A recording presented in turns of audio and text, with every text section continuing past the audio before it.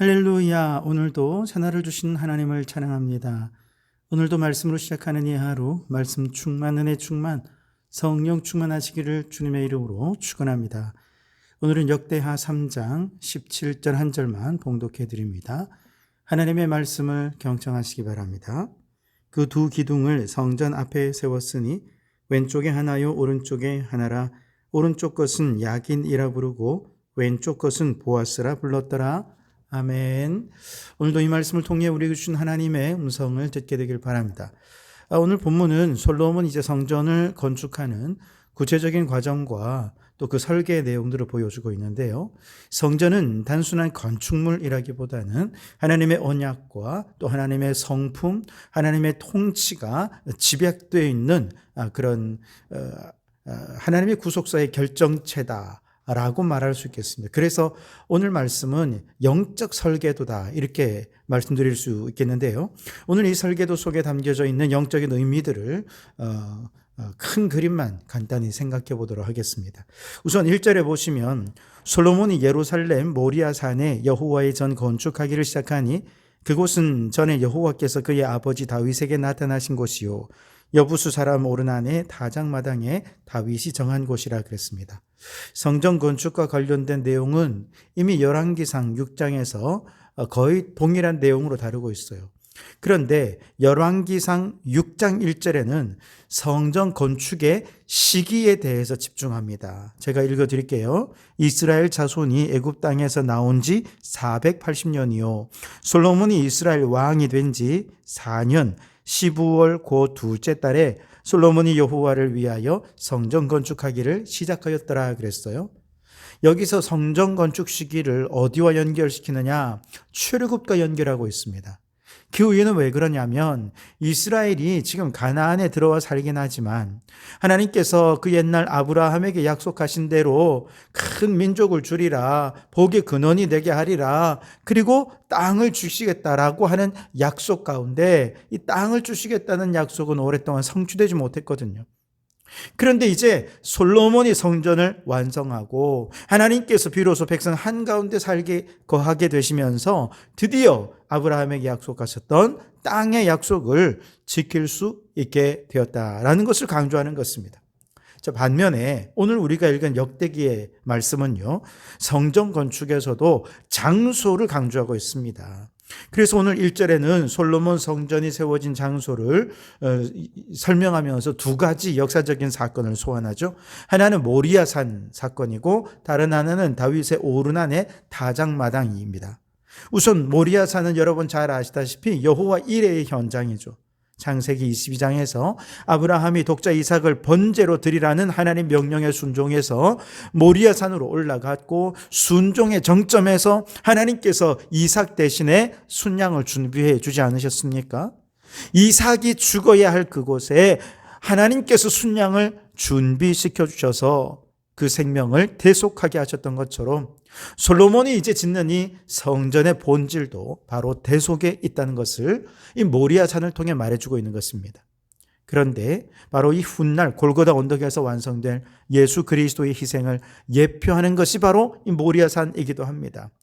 죄인을 위한 대속의 십자가를 통해 교회가 탄생했다면 교회가 가장 중요하게 생각해야 될 것, 죄인을 예수 그리스도 이름으로 구원하고 예수의 대속의 십자가로 저들의 삶을 새롭게 하는 것이 교회의 가장 중요한 사역이라 그렇게 말할 수 있다는 것이죠. 뿐만 아니라 오르난의 다장마당은 회개와 용서의 현장이죠. 다윗이 교만하여 인구 조사를 단행했죠. 그 결과 이스라엘의 전염병이 창궐했습니다. 다윗이 오르난의 다장마당에서 베옷을 입고 엎드려 회개할 때 하나님은 이 오르난의 다장마당에서 제사를 받으시고 재앙을 멈추셨죠. 성전이 그런 곳이라는 겁니다. 솔로몬이 지은 이 성전은 회개하는 백성들을 향한 하나님의 심판이 이제 멈추시고 하나님의 자비가 시작되는 것임을 말해주고 있는 것이죠. 오늘날 교회도 마찬가지입니다. 그리스도의 대속과 인간의 회개가 만나는 지점에 교회가 있어요. 그래서 죄로 인해 실패하고 넘어진 인생이 주님 앞에 나와 회개하면 예수님은 대속의 보혈로 우리의 죄를 씻어주시고 우리를 용서하심으로 새 삶을 시작하게 하시는 바로 이것이 교회인 것이죠. 그러니 여러분, 우리 성도교회가 죄인이 회개하고 구원 얻고 예수 안에 거듭나 새 삶을 시작하는 사랑과 은혜, 용서와 회복, 구원의 감격이 넘치는 우리 성도교회가 되도록 함께 기도하며 힘쓰는 우리 성도들이 되시기를 주님의 이름으로 축원합니다. 오늘 4절에는요, 그 성전 앞에 있는 낭실의 길이가 성전의 너비와 같이 20규빗이요 높이가 120규빗이니 안에는 순금으로 입혔다 그랬습니다. 낭실은 보통 이제 건물 입구에 기둥이 지붕을 받치고 있는 형태의 현관을 말하는 것입니다. 성소로 들어가는 입구에 그런 낭실이 있었다는 것이죠. 그런데 그 낭실이 전부 순금으로 덮었다 그랬습니다. 이 낭실뿐만 아니라 5절에 보면 천장도 잣나무로 만들고 순금으로 입혔습니다.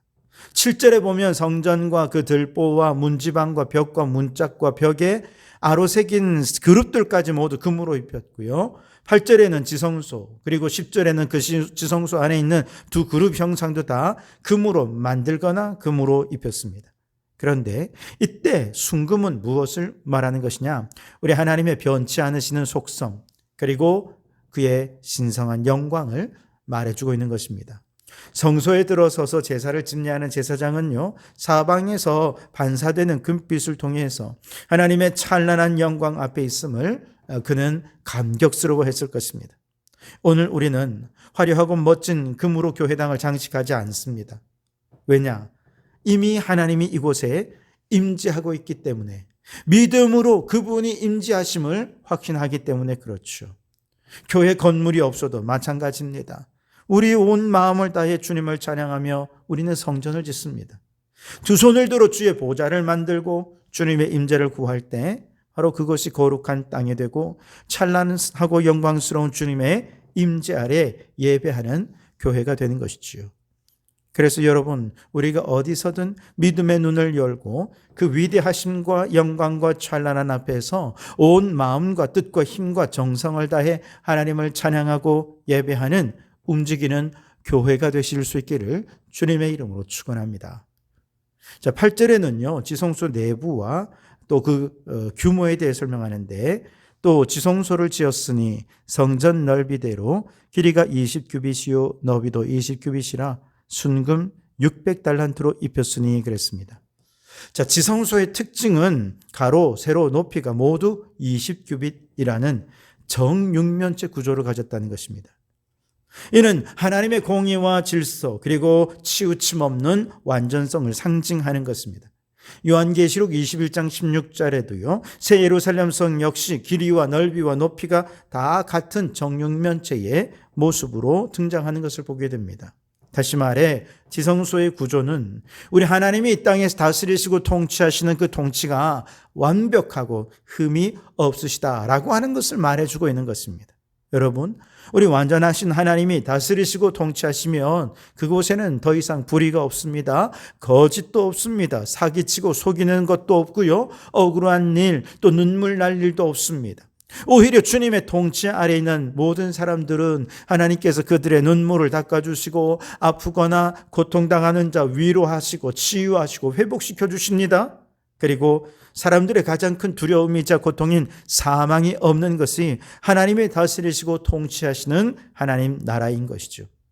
인간이 죄로 인해 타락하면서 피조물도 또 단식하고 고통 가운데 거하게 되었죠. 그런데 하나님의 아들들이 나타나 창조 질서를 회복할 때 피조물들도 탄식이 사라지고 눈물과 고통도 사라지게 되는 평화의 나라, 창조 질서가 회복된 나라가 도래하게 되는 것입니다. 여러분, 완전하시고 흠없으신 하나님의 정육면체 같은 통치하심으로 예수님을 믿고 구원받은 우리 성도들이 이제 이 땅 가운데 하나님이 통치하시는 그 나라를 이루어 가기 위해 하나님의 도구로, 하나님의 일꾼으로 그렇게 쓰임받고 헌신하는 성도들이 되실 수 있기를 바랍니다. 마지막 17절을 보시면 그 두 기둥을 성전 앞에 세웠으니 왼쪽에 하나요 오른쪽에 하나라. 오른쪽 것은 야긴이라 부르고 왼쪽 것은 보아스라 불렀더라 그랬습니다. 성전 입구에 세워진 두 거대한 놋기둥은 성전을 드나드는 모든 사람들이 제일 먼저 보는 상징물입니다. 이건 지붕을 떠받치는 그런 용도는 아니고요. 아예 상징적으로 세워진 기둥입니다. 근데 오른쪽 기둥인 야기는 그가 세우리시리라는 뜻으로 하나님의 주권을 선포하고 있습니다. 다윗 언약을 통해 약속하신 대로 하나님이 친히 이 성전을 세우시고 이 나라를 견고하게 하실 것이다 라고 하는 믿음의 고백인 것이죠. 인간의 손으로 건축하긴 했지만 그 모든 일의 주체는 누구이십니까? 하나님이라는 것을 결코 잊지 않게 하신 것이죠. 둘째는 왼쪽 기둥인 보아스는 그에게 능력이 있다라는 뜻인데요. 하나님의 전능함을 선포하는 것입니다. 자, 성전을 유지하고 백성들을 보호하는 힘은 군사력이나 경제력에 있는 것이 아니라 전능하신 하나님께 있다는 믿음의 고백인 것이죠. 그래서 이스라엘 백성은 성전에 들어갈 때마다 이 두 기둥 사이를 지나며 나를 세우시는 분도 하나님이요 나를 붙드시는 능력도 하나님께 있노라 라고 하는 사실을 각인하고 고백하도록 한 것이죠. 여러분의 인생에도 야긴과 보아스가 기둥으로 든든히 서 있기를 바랍니다. 집을 나설 때마다 야긴 그가 세우리라 고백하며 하나님의 주권을 선포하십시오. 어렵고 힘든 일을 만날 때마다 보아스 그에게 능력이 있다 선포하면서 믿음으로 더 깊은 곳에 그물을 던지는 것이죠. 하나님께서 반드시 전능한 능력으로 기적을 베풀어 주실 줄 믿습니다. 오늘 말씀해 보니 솔로몬의 성전은 너무나도 화려하고 장엄했죠. 금도 정육면체의 모양도 그리고 세워진 기둥도 모두 하나님의 영광과 위엄을 드러냅니다. 그런데 이 모든 영광과 위엄을 통해 이 모든 것이 하나의 이야기로 초점이 모아지고 있는데요. 그건 뭐냐? 위대하시고 전능하신 하나님께서 지금 오늘 우리와 함께 하신다라고 하는 이야기를 들려주고 있는 것입니다.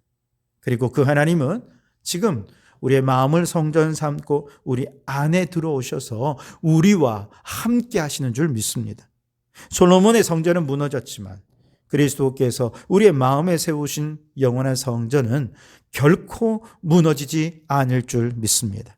그러므로 우리 안에 거하시는 그 성령님을 의지하여 날마다 거룩한 성전으로 하나님을 찬양하고 우리의 삶의 모든 자리에서 하나님의 주권을 선포하며 하나님의 다스리심, 하나님의 완벽한 통치를 이루도록 하나님의 나라를 이루어가는 성도들이 되시기를 주님의 이름으로 축원합니다. 기도하겠습니다. 오 하나님, 독자 이삭 대신 순양을 준비하신 모리아산의 은혜처럼 우리를 위해 십자가 대속의 피를 흘리신 예수 그리스도의 사랑 위에 세워진 성도교회가 되게 하옵소서.